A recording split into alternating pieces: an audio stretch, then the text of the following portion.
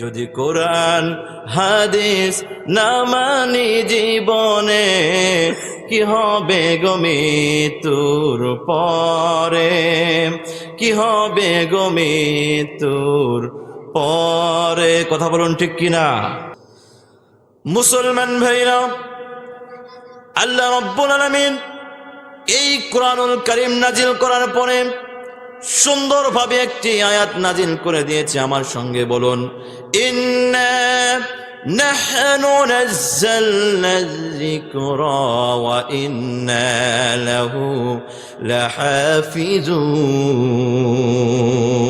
জোরে জোরে বলেন আল্লাহু আকবার। আল্লাহ রাব্বুল আলামিন বলে দিলেন, ও আমার পৃথিবীর মানুষেরা, তোমরা শুনে রাখো, এই তাফসীর মাহফিলে যদি তোমরা না বসো, তাফসীর যদি না শোনো, আমি আল্লাহ রাব্বুল আলামিন ঘোষণা দিয়ে দিলাম, এই কোরআনের কোনো রকম ক্ষতি হবে না। আমি আল্লাহ রাব্বুল আলামিন এই কোরআনুল কারীম নাজিল করেছি, আর এই কোরআনুল কারীমের হেফাজতের দায়িত্ব আমি আল্লাহ নিয়ে নিয়েছি। জোরে বলেন সুবহানাল্লাহ।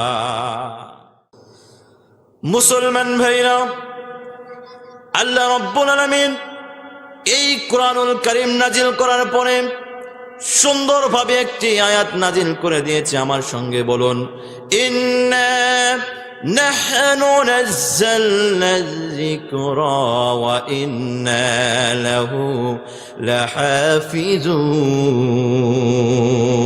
জোরে জোরে বলেন আল্লাহু আকবার। আল্লাহ রাব্বুল আলামিন বলে দিলেন, ও আমার পৃথিবীর মানুষেরা, তোমরা শুনে রাখো, এই তাফসীর মাহফিলে যদি তোমরা না বসো, তাফসীর যদি না শোনো, আমি আল্লাহ রাব্বুল আলামিন ঘোষণা দিয়ে দিলাম, এই কোরআনের কোনো রকম ক্ষতি হবে না। আমি আল্লাহ রাব্বুল আলামিন এই কোরআনুল কারীম নাজিল করেছি, আর এই কোরআনুল কারীমের হেফাজতের দায়িত্ব আমি আল্লাহ নিয়ে নিয়েছি। জোরে বলেন সুবহানাল্লাহ।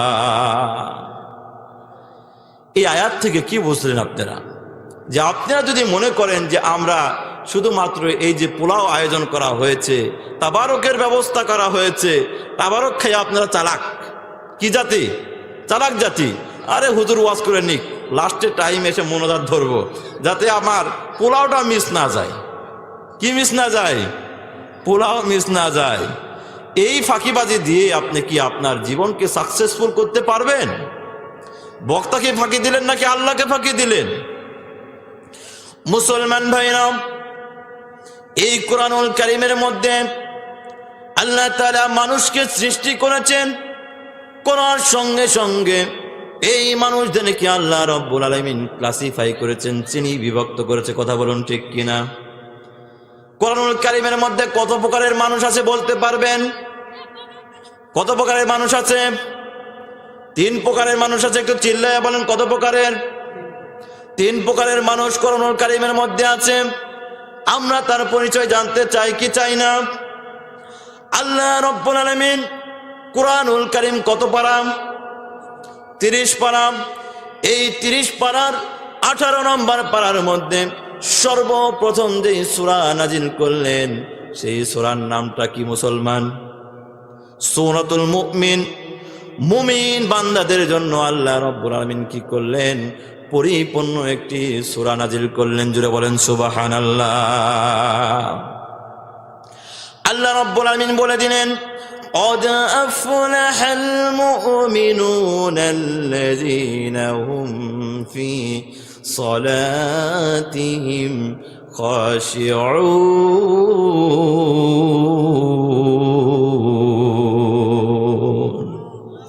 আরেকটু ধীরে বলেন আল্লাহু আকবার। আল্লাহু আকবার। আরেকটু ধীরে বলেন আল্লাহু আকবার। আল্লাহু আকবার। আল্লাহ রাব্বুল আলামিন এই 18 নম্বর পারার মধ্যে সর্বপ্রথম যাদেরকে পরিচয় করে দিলেন, তারা কারা? মুমিন। মুমিন যারা হবে তারা কি করবে? ইন্নাল্লাযীনা আমানু ওয়া আমিলুস সালিহাত। চিল্লা চিল্লা বলেন আল্লাহু আকবার। মুমিন যারা হবে, মুসলমান যারা হবে, যারা ঈমানদার হবে, পরেজগার হবে, তারা কি করবে? সৎ আমল করবে, ওয়াজ শুনতে আসবে, যেখানে তাফসীর মাহফিল হবে সেখানে ওয়াজ শোনার জন্য পাগল পাড়া হইয়া ওয়াজ শুনতে যাবে। কথা বলুন ঠিক কিনা? যাকাত ফরজ হয়েছে, তৎপরতার সঙ্গে আল্লাহ রব্বুল আলামিনের রাজি খুশি করার জন্য যাকাত দিয়ে দিবে। কথা বলুন ঠিক কিনা? বিয়ে করবে, বউকে স্ত্রীকে পর্দার ব্যবস্থা করে দিবে। এটা কার দায়িত্ব? কার দায়িত্ব? আল্লাহর দায়িত্ব। দায়িত্ব স্বামীর। আর কোন স্বামীর? ইহুদি খ্রিস্টান? ইহুদি খ্রিস্টানের নাকি মুসলমান? পর্দা কার উপরে ফরজ? মুসলমানদের উপরে ফরজ। সুতরাং যে যুবক বিয়ে শাদী করবে তার স্ত্রীকে পর্দার ব্যবস্থা করানো তার উপরে ফরজ। কথা বলুন ঠিক কিনা? মুসলমান ভাইরা, আমাকে আল্লাহ রব্বুল আলামিন ধন সম্পদ দান করেছে, তাহলে আমার উপরে কি ফরজ হয়েছে? হজ ফরজ হয়েছে, যাকাত ফরজ হয়েছে। হজ করব একমাত্র আল্লাহর জন্য, যাকাতটাও দিব আমরা আল্লাহর জন্য। কথা বলুন ঠিক কিনা? এটা কার বৈশিষ্ট্য? এটা মুমিনের বৈশিষ্ট্য। ভুল করতেছেন কেন? আল্লাহর বৈশিষ্ট্য। আল্লাহ যাকাত দিবে। আরে মুসলমান সব পাগল হয়ে গেছে।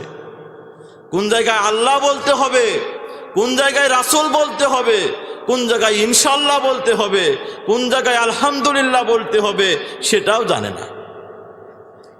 উদাহরণ দিব। যদি বলি ভাই আপনি কেমন আছেন, বলবে ইনশাআল্লাহ ভালো আছি। তার মানে কি? আল্লাহ যদি চায় তাহলে ভালো আছে, বলা কি দরকার ছিল? আলহামদুলিল্লাহ, আল্লাহ তাআলার অশেষ মেহেরবানিতে আমরা ভালো আছি। কথা বলুন ঠিক কিনা? তাহলে আজ থেকে কি ইনশাআল্লাহ বলবো? ইনশাআল্লাহ বলবো না, কি বলবো? আলহামদুলিল্লাহ। আলহামদুলিল্লাহ বলবো। তাহলে বিস্তারিত গেলাম না। সর্বপ্রথম নাম্বার মানুষ, তার নামটা কি? জুড়ে বলেন। আদম না? মানুষ। মানুষ কোরআনের মধ্যে মানুষদেরকে যে ক্লাসিফাই করেছে, শ্রেণী বিভক্ত করেছে, তার মধ্যে এক নাম্বার হচ্ছে যারা হবে তারা হলো মুমিন। কথা বলুন ঠিক কিনা?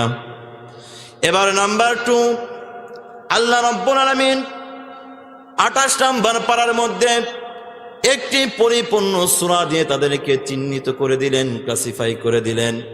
আমার সঙ্গে বলুন, ইজা জাকাল মুনাফিকুন। চিল্লা চিল্লা বলেন আল্লাহু আকবার। আল্লাহ রাব্বুল আলামিন এই 28 নাম্বার পারার মধ্যে আরেকটি শ্রেণীকে, আরেকটি দলকে পরিচয় করে দিলেন। তার নামটা কি? জোরে বলেন না। মুনাফিক। এই মুনাফিক কারা হবে?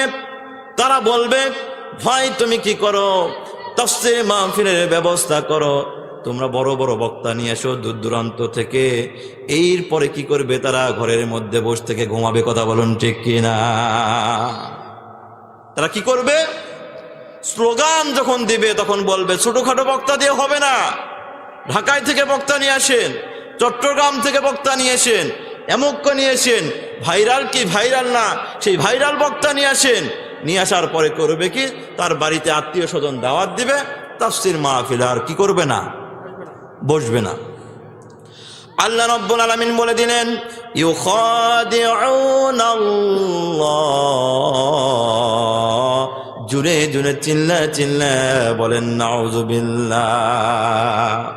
তারা কোনো মানুষকে, তারা কোনো বক্তাকে, কোনো হুজুরকে ধোঁকা দিতে পারল না। তারা সরাসরি কাকে ধোঁকা দিল? মুসলমানরা। চিল্লা বলেন আল্লাহকে ধোঁকা দিল।